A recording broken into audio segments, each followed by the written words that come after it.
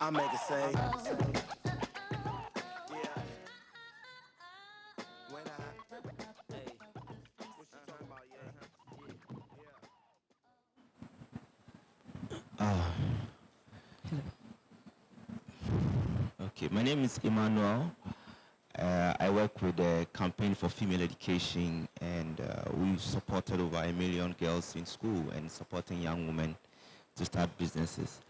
I am very happy to be part of the EVE program. And Ayisha, go. Okay, thank you very much. I'm really honored to be part of this great opportunity. Thanks to the organizers of the EVE program.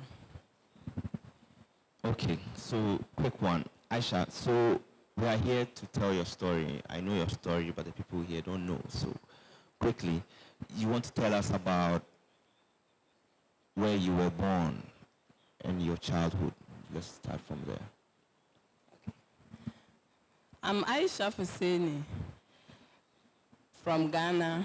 I'm a social entrepreneur. We are into share butter business. When I use the word we are, that means we are a lot of women who are benefiting from this business. I come from Ghana, the northern part of the country. In fact, a community called Swargo. That is why I was born. Okay. So quickly, we want to know how growing up was like. What did your father do? What did your mother do? How was growing up like? Okay, whilst growing up, I met my father, or I grew up in a family. My father was a peasant farmer, and then my mother too was a share picker and a share butter producer, as well as local rice producer. Okay, good. How about education? Did you go to school? What kind of school did you go to? Thank you for this question. I started education very late, at the age of 10, because my father was to give me out to the sister to take care of. And when they are giving you to your auntie, you are not supposed to be in school. You have to go and help your auntie take care of her children, help her in the kitchen. Maybe if she's doing business, you help her. So because of that, my dad did not even register me to go to school. So I refused to go to my auntie for 10 years. Whenever she comes to take me, I cry. I said, no, I'm not going. I want to stay with my mom. So that really saved me. And I started my primary education by sending myself to the teachers. Oh, I've come to write my name. Tomorrow I'm coming to school. Then they said, what is your father's name? So I mentioned a chieftaincy title that my dad was having. I didn't even know my dad's real name. They asked me to go and bring my dad, so that they would ask him his name.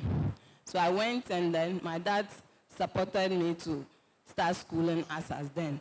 So at a primary school, a local primary school, that about 2 teachers is handling the whole primary 1 to 6. You can imagine.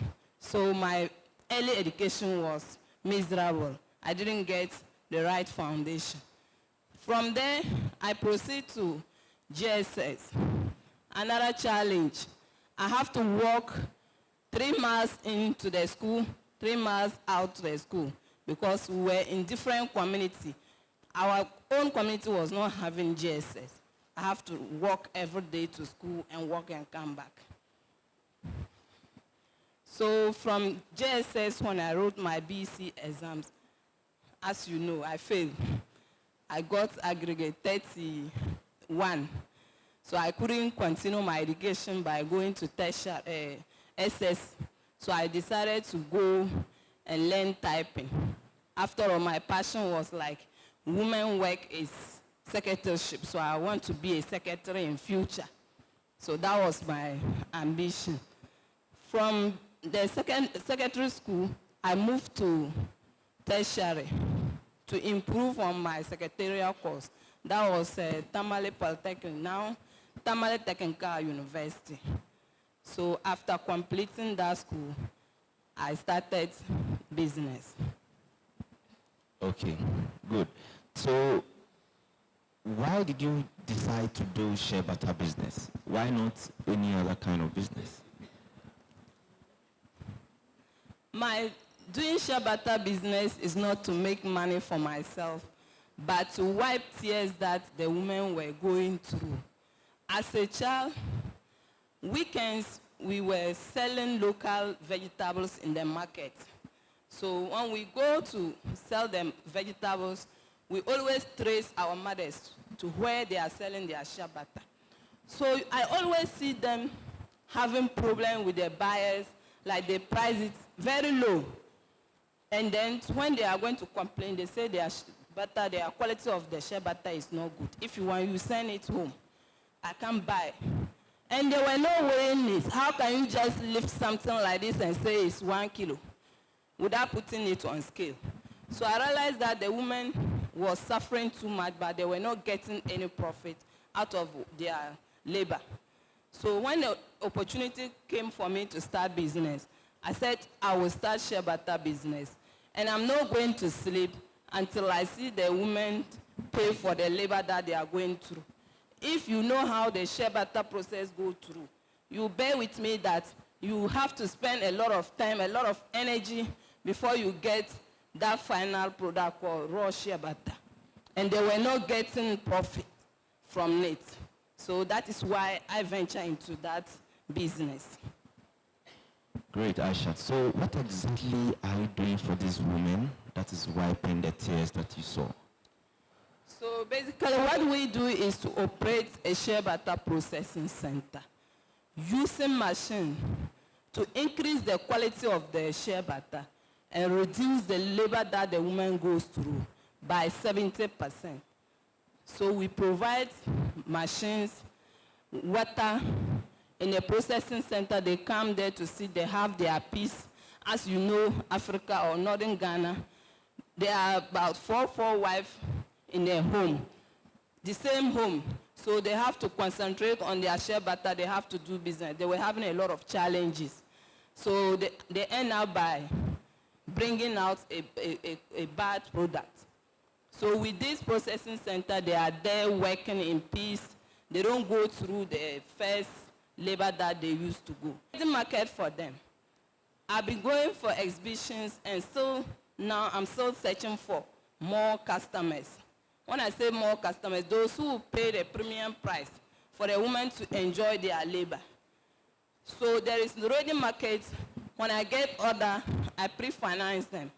Instead of a woman producing 1 bag of nuts, I'll give her money to produce 4 or 5. And they are capable of doing that.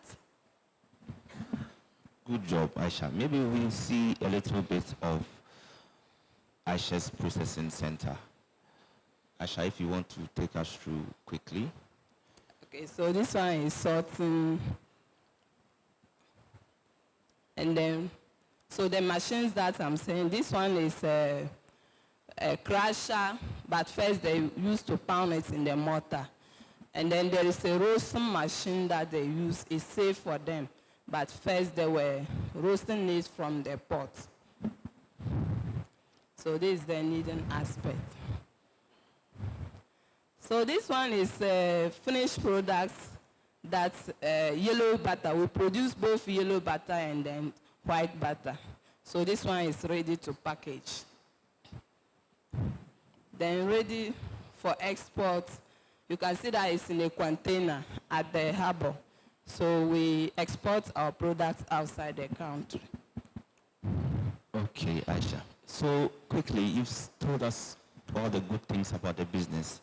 What challenges are you facing as a woman social entrepreneur in such a community?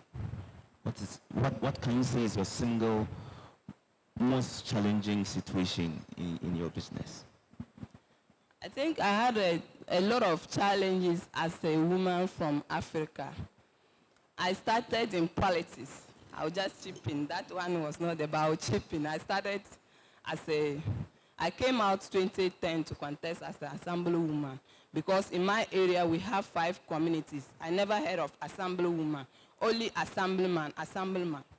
So later I told my people that I'm coming out to contest. Why is it that all the time assemblyman, not assemblywoman? So when I came out, they were asking me a lot of questions. Whenever I go for campaign, they will ask me, hey, madam, you know that this area, women don't go to the grave. And as you want to lead us, if somebody die, and we call you to come and we go to the cemetery, can you go? So the question that I threw back to him said, oh, you know this part of the country is women who deliver pregnant women, right? So we bring them life. When they die, you also go and bury them. Then another question came. Hey, you are a married woman. How can you lead us? Midnight, when there is a problem, we call you, your husband will say you shouldn't come. I told them that, please, I've gotten, like I seek permission from my husband before coming out, and he knows the duties of assemblywoman or assemblyman. So whenever you are calling me, I'm ready. And I lost by 6 votes at that election. So starting this business to combine it with my marriage was another problem. When I had a rival with my husband staying together, the same house, I was battling with my 2 kids, battling with my rival, battling with my husband, and then business. So it came to a point that my husband didn't want me to grow. So I was sourcing the funds from thanks to Mastercard and Camfed. They really empower me. So I'm grateful to them. So before he realized the business was growing, then he now said, okay, I don't know how you earn, I don't know how much you earn, I don't know how you spend your money. You are just spending your money. When you were not part of getting the money, you want to know how I earn it, how I'm spending it. So it was then a challenge, and my rival to see that always traveling, improving, people are coming to the house. The woman will come, small girl like me, old woman will come. We are looking for Ayisha. And she was jealous. Some of them called me Madam Ayisha in front of her. She was jealous.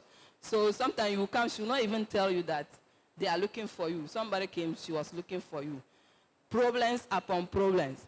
So finally, I took good 5 years to make that decision. Like, divorcing was not easy for me. My parents were not supporting it. And I have to do it because if I remain in that marriage, my business will collapse, and then 1 year time, I will divorce. So it's better to protect my business and then leave the marriage. So that's how I find it difficult in the business.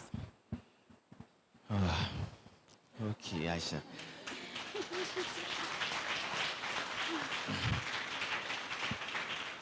Well done, Ayisha. You are a strong woman. So let's move to more nicer parts. So now, how big is the business? How is the business growing? So the business that started almost nothing, but with training and the exposure, now I have 2 factories, and then the business is helping about 300 women in 10 communities in the area. So whenever I just look at these women, I'm happy because they are earning their living through me. So that always makes me happy, but not the money or not the recognition that I'm getting from it. Great, Ayisha. Ayisha, so I know that you are being recognized all around, so maybe you want to tell us 1 or 2 about them. There are so many. I'm not sure we have enough time to talk about all of them.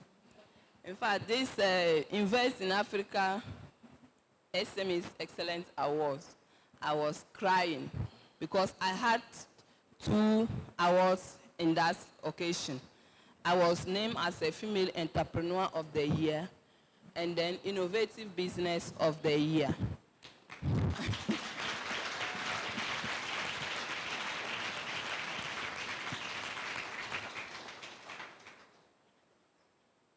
MTN Heroes of Change, they nominate people who have businesses that impact the society. And working with over 600 women when they quoted. I was at Spain when someone nominated me. He wrote a nice story about me. I was not even around. Immediately I came back from Spain, I had a call from MTN that I was nominated as a Heroes of Change. They will come to interview me. I was like, wow. They say yes. So out of 1,000 nominees, I was part of the 10 finalists, and I was recognized as a Heroes of Change. Wow. Wow.